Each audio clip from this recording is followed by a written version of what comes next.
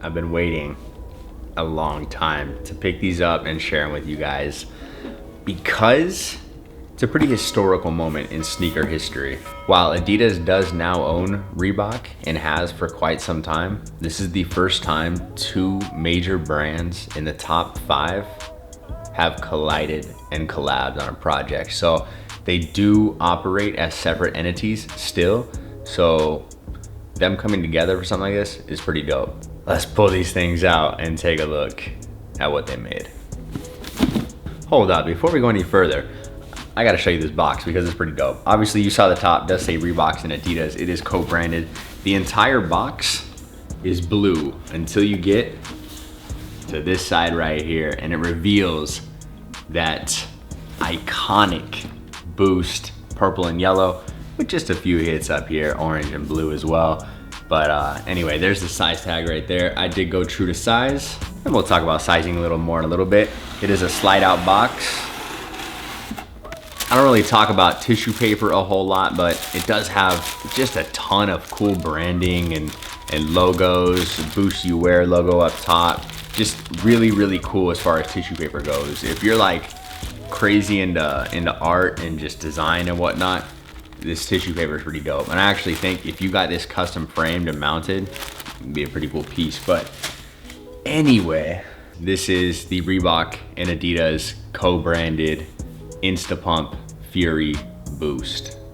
Now, for those of you who have been around the block, been in the game for a bit, Pump has been around in the Reebok world, or first came around the late 80s, early 90s. I want to say like really late 80s, 89-ish. And I just remember when I was a kid, Pump was huge. Seeing the commercials and all the dudes pumping up their shoes. It was innovative, and Reebok was a big deal back then. I want to say they were like number 2, and it was just a good time for sneakers back then. So it did well, and so them bringing it back, Reebok, what Adidas does with Reebok nowadays in my eyes is they really, aside from CrossFit and UFC, they really play into nostalgia. So that's really all they have going for them. And I don't want to sound like a but kind of all they have going for them right now. So pulling out the pump and playing on that, and then adding the boost, kind of a no-brainer, as far as marketing goes. It was a good scheme, but we'll get into whether or not I think this is gonna work in just a little bit, but let's go ahead and break it down. Again, the Reebok and Adidas Instapump Fury Boost, and here it is. I got the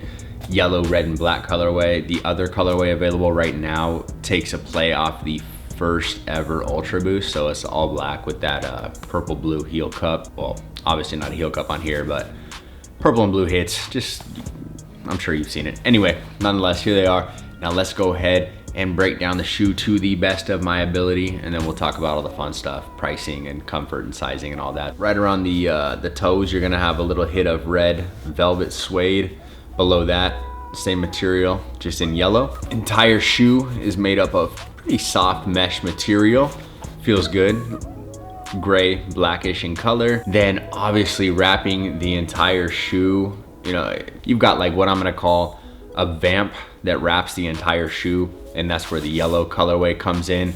Obviously you got little hits of the red everywhere on the inside, yellows on the back panel, but anyway, the entire vamp portion is what actually pumps up when you do press the pump. And then you've got the release valve right there. And this is what fills up, this whole thing is pretty much a bladder system that fills up and gives you a bit more cushion and snugs your foot into the shoe. You do feel it, it's not gonna be something that's super apparent and you're not gonna feel it like, oh wow, but you will definitely feel it. It does snug your foot in there. I will talk a little bit more about that when I get to sizing. So again, you got the pump up top, right where the top of the tongue would be. You got a little pull strap right there. Both front and rear does help pull your foot into the shoe because it is a booty system overall. There are 2 areas of the shoe where there is co-branding that I want to talk about. And one is this strap right here, which is completely removable. I thought it was a little cheesy just because it could have done a little more. We could have embroidered Adidas and Reebok. You've got the Reebok logo right there. So I think putting the Adidas Performance logo right there may have been a better look, but If you come back to the back panel right here, you will see the pump and boost branding.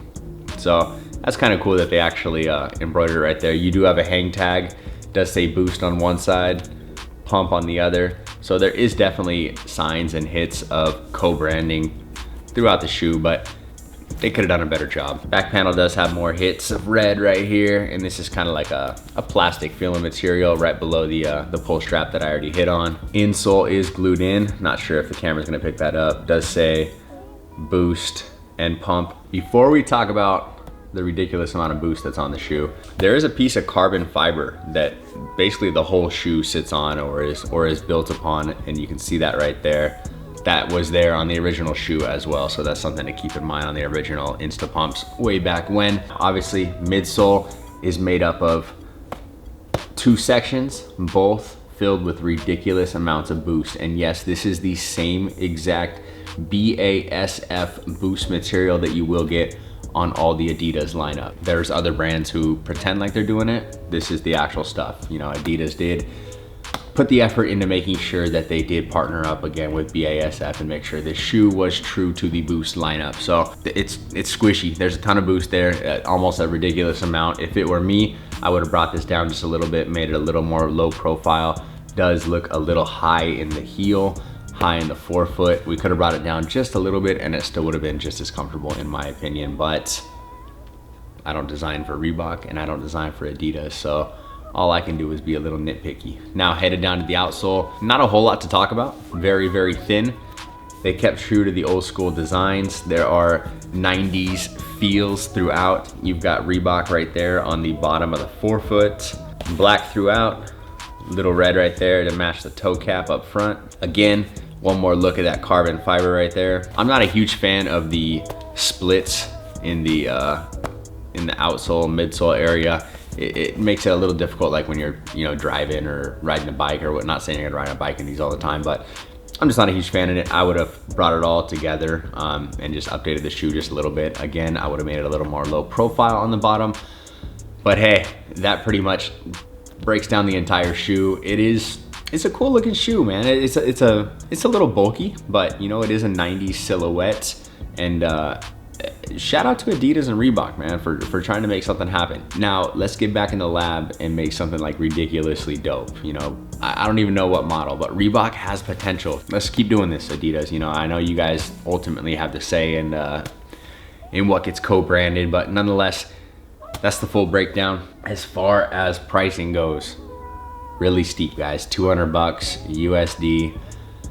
Yikes. Yikes at 200 bucks. I don't think these are gonna sell well. They didn't sell out. They're available on Reebok.com. That's where I got them. Sadly, these are definitely going to hit the sale portion of the website fairly quickly. And that sucks. You know, if they would have brought these out at like a 140 price point, they may have actually been able to sell out a colorway or two and built a little more hype around it. You know, it's a little rough, man. 200 bucks is a lot of money, especially for a silhouette that didn't have a whole lot of hype behind it. If you're contemplating them, just wait. I'm sure Black Friday will reveal a bunch of sales, and if they exclude these, I'm sure by Christmas time you'll be able to get these for a solid discount. Unfortunately, a lot of stuff on, you know, Reebok just doesn't do well. Again, 200 bucks, super steep, not about it. As far as comfort goes, I'm about them. I didn't think I was going to be because I thought they were a little bulky, and when I put them on, they felt a little roomy, but once I pumped them up, walked around in them, kept them on foot for a little bit, I liked them, surprisingly.